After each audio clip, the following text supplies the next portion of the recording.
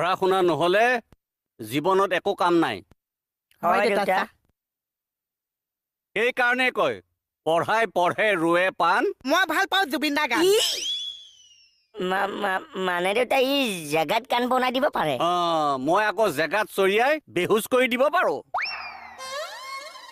এতিয়া মই দুইটাকে প্ৰশ্ন সুধিম পঢ়াৰ আৰু কিহৰ ঐ তই কিমানলৈকে পঢ়িছ ৪ৰ্থ শ্ৰেণীলৈ নপঢ়িলে দেখোন তাৰ মানে মই দেউতা নাম থকাকৈ পঢ়িম বুলিয়ে ভাবিছিলো কিন্তু টাইফইড হৈ ভাঙি গ'ল আপুনি ইমান কম পঢ়িছে বুলি আজিহে গম পাইছো